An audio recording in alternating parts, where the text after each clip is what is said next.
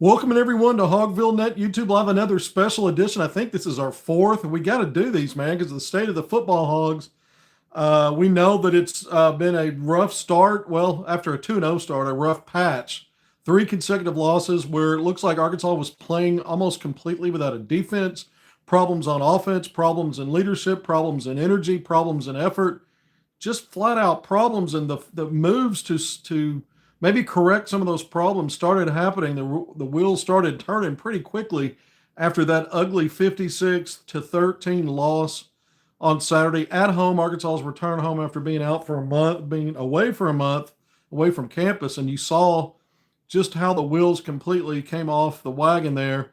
And Sam Pittman was relieved of duties the following day, Sunday. Bobby Petrino, the previous Arkansas head coach from over a decade ago that had the best success any coach has had at Arkansas while leading the program in the SEC. He's been into his second season as offensive coordinator. Well, he was promoted yesterday, coinciding with the firing of Pittman, who was, in his sixth season, 5 games into it. Petrino handed the reins of the interim head coaching position. And in a press release, and we talked about it yesterday, Hunter Yurachek said, look, not only is this our new interim head coach, but he's one of the candidates for the permanent job. And that'll be a national search, and that gets underway. And of course, you have the advantage of already having a vacancy before the season ends, when a lot of teams will then create vacancies at the time. Thanks for your input, Kevin. Thank you already for the comments. Appreciate that. John Everett, thank you. Thanks for being here. All right, so we're caught up to speed on what happened through Sunday. Then Monday morning, it leaked out. I think it was Matt Zenitz with CBS Sports put a report out on via Twitter that Petrino already, there was sweeping moves coming at Arkansas on the defensive side of the ball. Defensive coordinator and linebackers coach, but I guess co-defensive coordinator Travis Williams was being fired, terminated, and a couple of other assistants. I was pretty quickly able to get source information and name those other assistants, being your co-defensive coordinator, Marcus Woodson, also coaches the safeties, the secondary, and then as well as Zeke Adams, your defensive line coach. So 3 terminations announced pretty quickly. I wrote an article, got that out, and as soon as I did that, before a planned noon press conference with Bobby Petrino and Hunter Yurachek that just went down, and we're going to talk about that. But prior to that, within the hour of that noon presser, the university sent another press release out. This time it was official about the 3 firings. So what had leaked out was now officially acknowledged by the university. But within that same release were the announcements, the appointments, the promotions of staffers to the positions that were mostly vacated, in addition to a promotion on offense, simply because Bobby Petrino is now your interim head coach. He will still continue to call plays.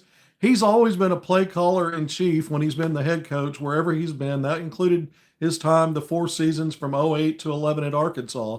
But they do have, it was his brother, Paul Petrino, who was, quote unquote, the offensive coordinator back then.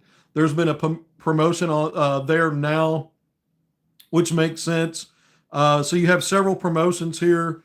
Colby Smith, who played for Petrino for back when he was head coach at Louisville. He's been Arkansas's running backs coach last year and this year, coinciding with Petrino being brought in as the offensive coordinator, where he was in his second season doing that before this promotion to interim head coach. But Colby Smith's going to be the new offensive coordinator.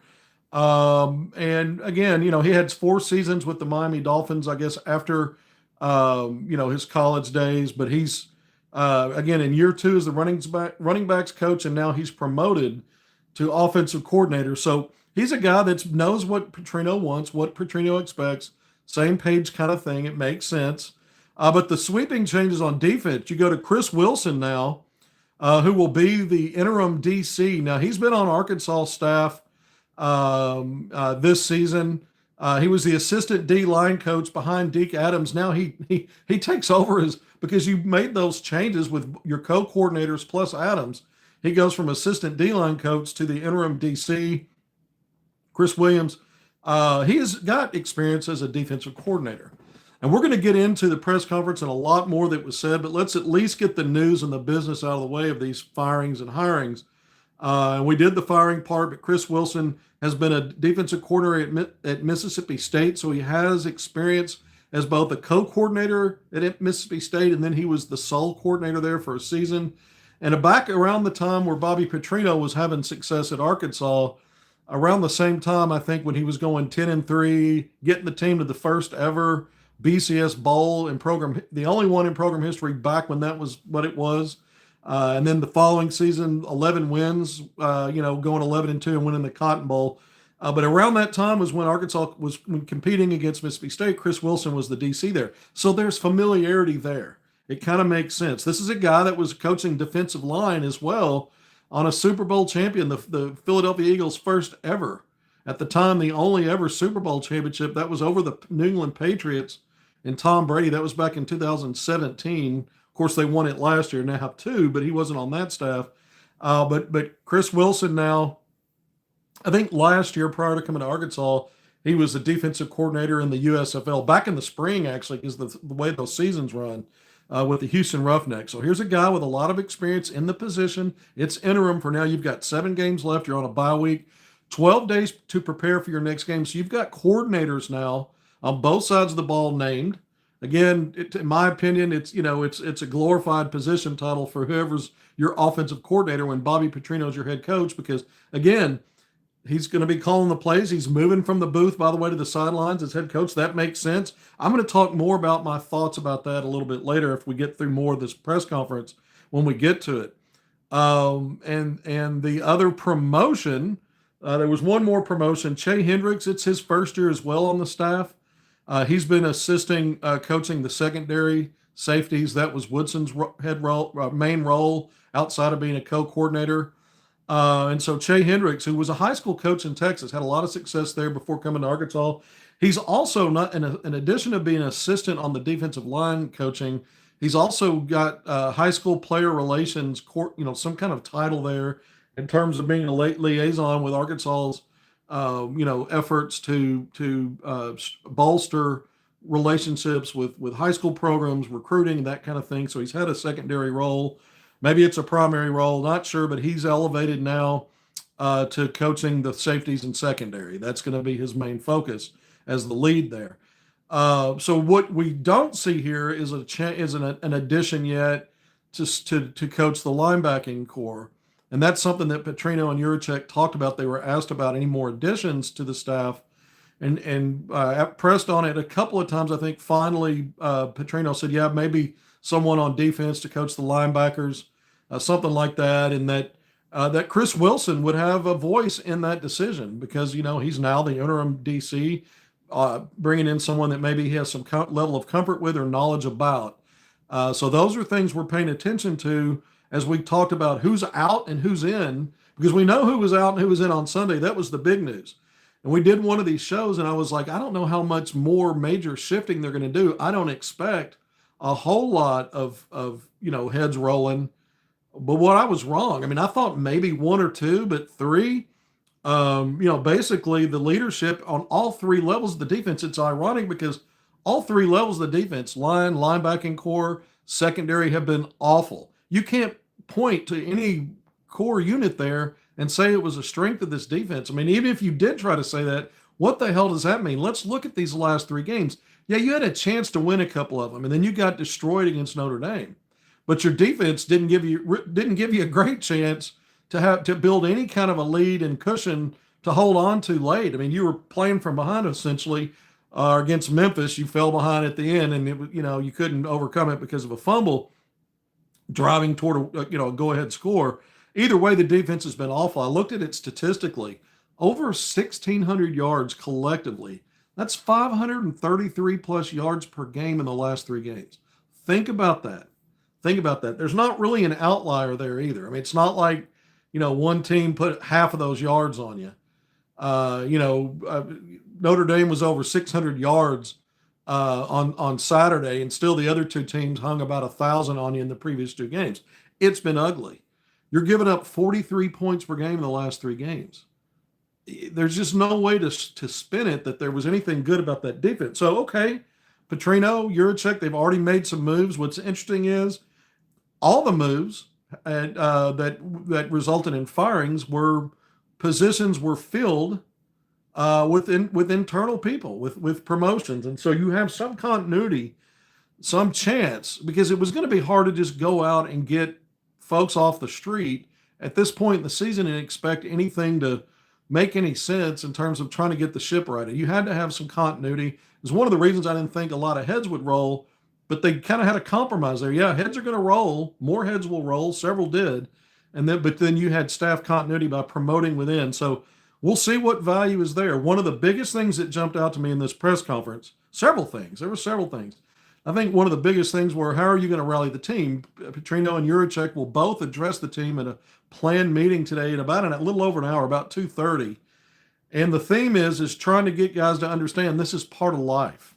Change is part of life, and that you roll with the punches. And how do you respond? What do you do? Because everyone's basically, I mean, Petrino's, he's basically on a job interview for the next 7 games, right? Well, these players are similar.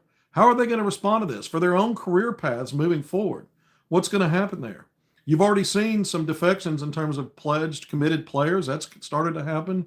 Players have entered the portal, I guess, in the last week or so. But you're going to have things like that. But at the same time, the idea here is to motivate the team to first explain. They said it's human nature to show disappointment. Some players took to social media with thumbs down emojis. Quincy Rhodes Jr. here from the 501 North Little Rock product, one of Arkansas' staples on the defensive line, as bad as it's been, has already voiced some displeasure with decisions, but that's natural for players to do when you consider the coordinators and the head coach it's like family. And despite all the bad results and everybody knowing that something needs to change, at the same time, it's hard to. So all that stuff makes sense, okay? And Petrino said that's just something we got to work through. He talked about getting the excitement and energy back. Now, this is interesting because there's more than one way to skin a cat, but Petrino's not exactly in his career been a poster child for rah-rah and energize the room. Sometimes that's good in combination with other things. Sometimes you can be good cop, bad cop. He's typically been bad cop and other guys. So I don't know as a leader how he'll do that. What I do know is here's a guy that's had great results as a head coach. And regardless of being rah-rah or not, as a head coach, he's gotten results. And a big part of that, and I've talked about it a lot lately, are winning the games you're supposed to. Well, Arkansas's got a gauntlet coming up. Tennessee in 12 days on the road, 15th ranked in the country. We know Arkansas upset a 4th-ranked Tennessee team last year at Razorback Stadium. But again, there's a lot of different circumstances here in Arkansas. I don't know what you can do to motivate the personnel on that defense. Even the offense needs a pick-me-up because of the way the team has not responded to adversity, especially in second halves. And then for the entire game against Notre Dame, it looked sunk. And Petrino acknowledged that in this presser. I thought one of the things that stood out to me was when Hunter Yurachek talked about his meeting with Sam Pittman. He was asked about it. Met with he and his wife, sat down at the kitchen table, I guess, and he described it as being similar to their meeting when he hired Pittman. This is much different. And they got into the idea. This is something that I've talked about in the last couple of episodes. If you were to make a change at this time of the year, could you do it in a way where you had some kind of soft landing for everybody, where you get to negotiate down the buyout on some level? You probably weren't going to be able to do it as far as you'd like to, forcing you to maybe wait a few more games for him to dip below 500 based on the way his contract is set up. Remember, he's 2 games below 500 in reality for the whole thing, counting the COVID year in 2020. But his contract stipulated the wins and losses would count against him beginning in 2021 when he went 9-4.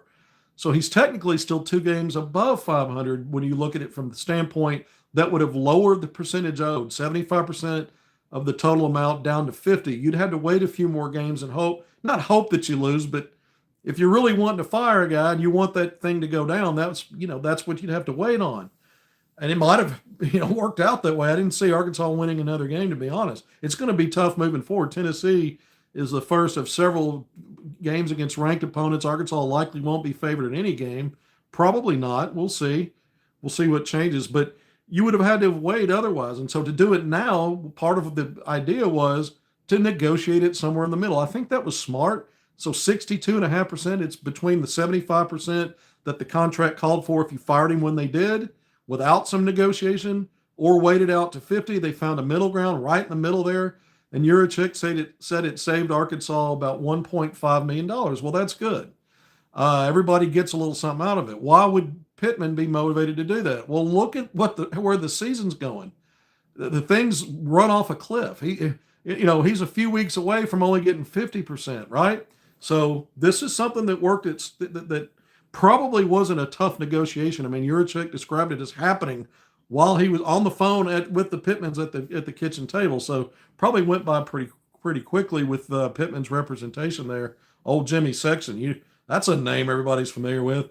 All right, so that's part of the business of this. It's explaining some of these things. Bobby P cleaned house. BP will bring real leadership. Yeah, I think he's a leader. I do. I think he is a leader. I think he's one of those hands-on leaders in the sense of we already know that the offense is still his. That's really not changing. You've got to, in my opinion, I'm not saying no disrespect to Colby Smith. It's just how Petrino's always operated. But he's always also been a no-nonsense kind of guy. In terms of, and he's had his hands on the defense. If you remember in the past, it was pretty widely reported that the guy had his hands on the defensive game planning as well, regardless who the coordinators are. So I think someone's mentioning he'll hold players accountable. I agree with that. I agree with everything. I think he's going to hold coaches accountable. I think he's going to hold players accountable.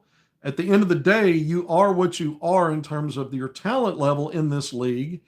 There was some really poor evaluations, I thought, especially defensively in the recent recruiting, and then evaluating as you go, and then how to motivate guys and hold them accountable. All that fit into it. So some of that stuff's going to improve, but you can't increase the talent level with what you have right now, and that could be a problem here. Doesn't mean that, if he can get his offense to click and both have somehow, as a head coach, he'll have a stronger voice in holding his offensive players accountable as well.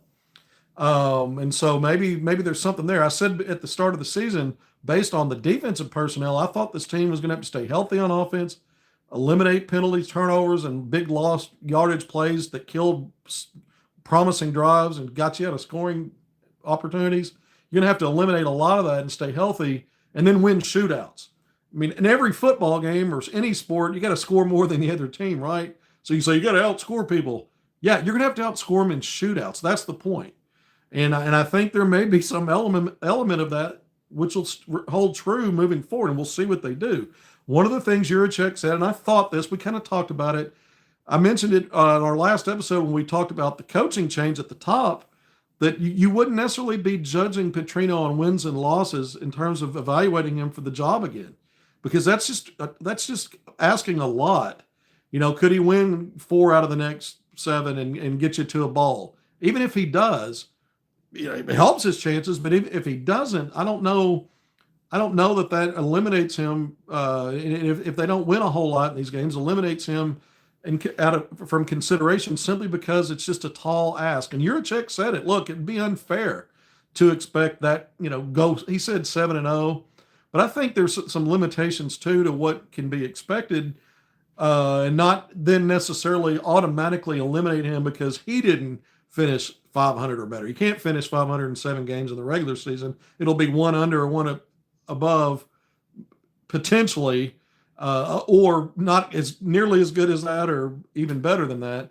But either way, I think what you're really looking for is the accountability stuff, the body language, the effort, the execution, being competitive, both sides of the ball, being competitive, and giving yourself a chance to win games.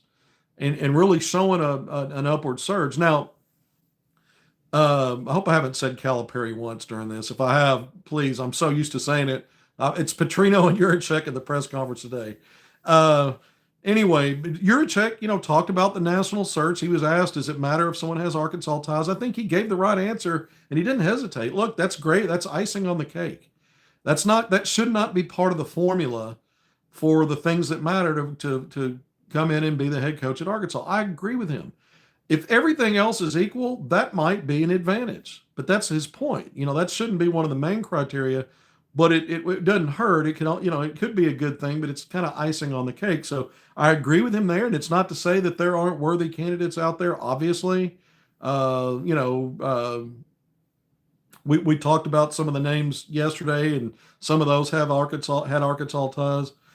So we'll see. They didn't get into specific names today. Obviously, you're not going to do that with a head coaching hire. BP is the man for the job. There's a lot of fans that have been clamoring for this. The fan base was going nuts when he was brought back to be the offensive coordinator.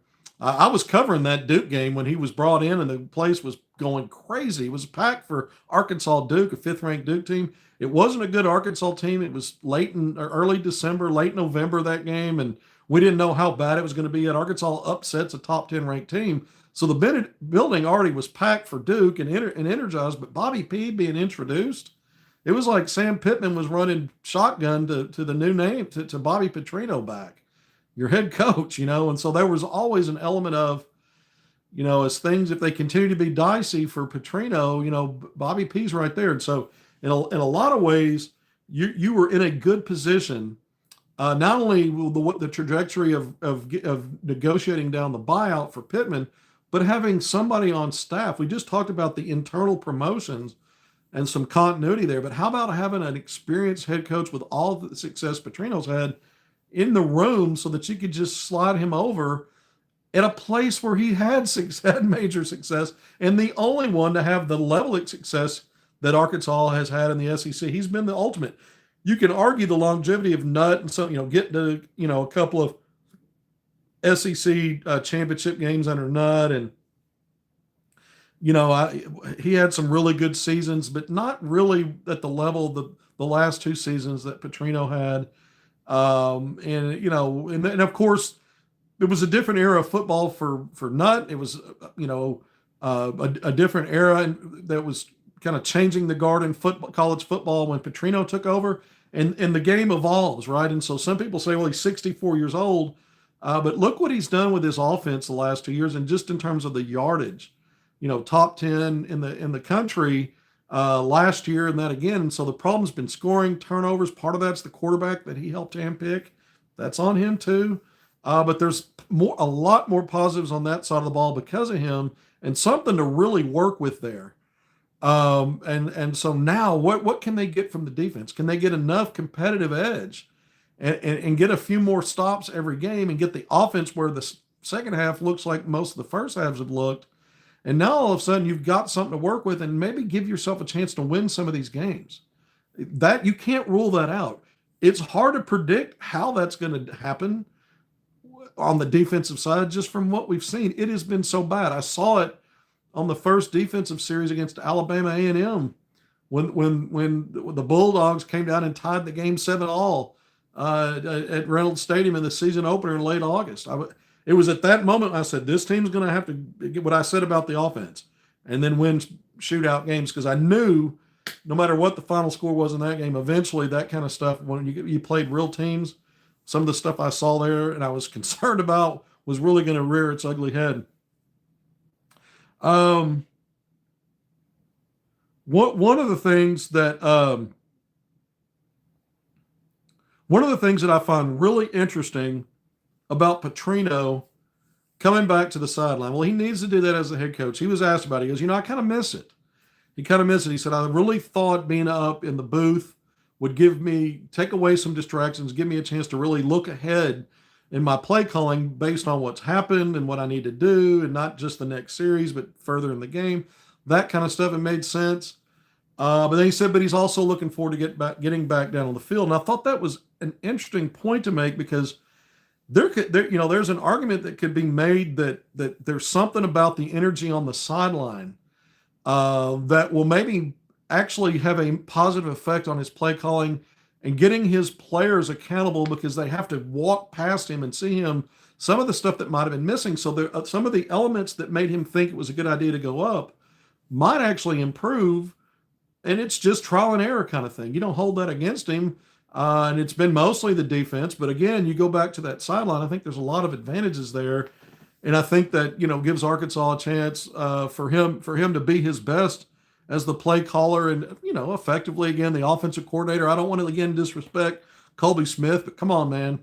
We knew his own brother, Paul, wasn't really calling the shots on offense. Not that he wasn't instrumental and important in the planning and preparation and all that. All that stuff matters. So I don't want to dismiss that and be dismissive of it. But at the end of the day, this was Bobby Petrino's offense, and now it's his team for now. And he's going to have a real chance at this. But we'll see what happens. One of the things I thought was really interesting and we're going to wrap this up almost 25 minutes, or we are hitting 25 minutes in. I'm going to wrap this up. I got a basketball segment to do next.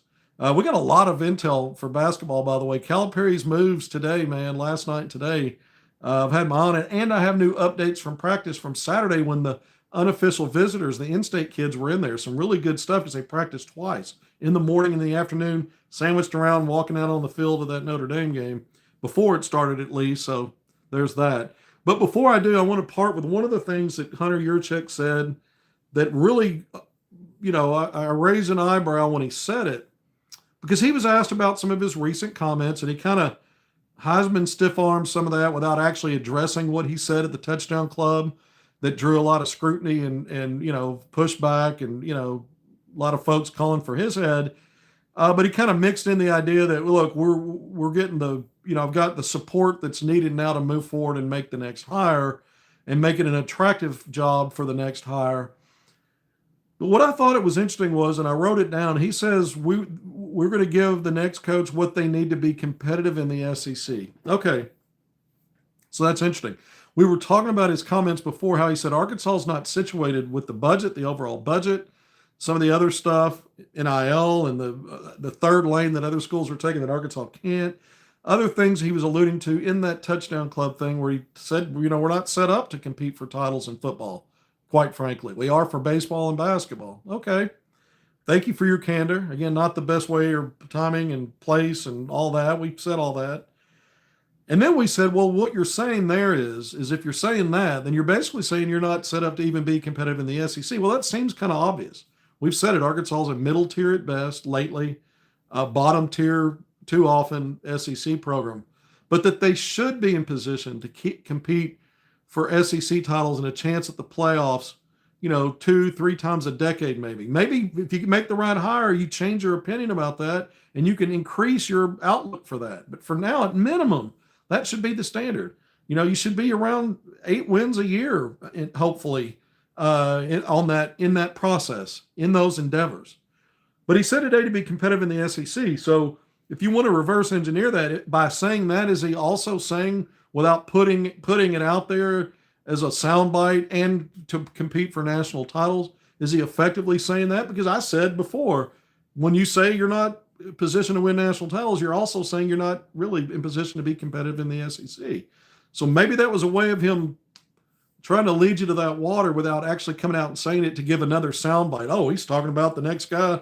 They're going to have all the bullets ready to make him competitive for a national title. You just step it down a little bit, but by saying competitive in the SEC, you also didn't say compete for SEC titles, compete for the top pecking order of the SEC, which would then indicate that you have designs on having chances at the playoffs. So again, I think, I don't know that what he said was exactly strong enough going into this. It's just a few words that maybe others won't scrutinize and nobody will pay attention to. It's just something that kind of caught my eye. Competitive in the SEC, what does that mean? Going 6-6, but being close, and 7-19 in one-score games. I mean, you could argue that's competitive. Maybe I was looking for more, and I can't put words into somebody's mouth, but it didn't seem as strong as it maybe should be when you're talking about the coaching hire. When you're talking about resources and everything's there to be competitive in the SEC, well, I mean, you expect that at Arkansas. It hasn't been always that way lately. I mean, I say lately, over a decade. We've seen the mess after Petrino was run out of town. So we know the history. What exactly does that mean? All right, nearly 30 minutes in, I am signing off. Think about that. I mean, maybe I'm reading too much in it. Maybe it's just how he wanted to word it, and it's fine. It just sounded a little bit, not promising too much, and leaving it for people to think about. And I think it could have been a little stronger. I think you need to punctuate the idea that this Arkansas job is a good one. And it may not be one of the top jobs in the SEC, but that depends on the leadership. Again, Petrino had Arkansas positioned well at the time when he was the head coach, and now he gets another shot. You're not going to expect him to have that kind of turnaround right now this season, but we'll see. We'll see where it goes. We'll see if he's able to maintain it and earn the job again, or if Arkansas identifies a situation. I don't expect a football John Calipari thing to land in their lap.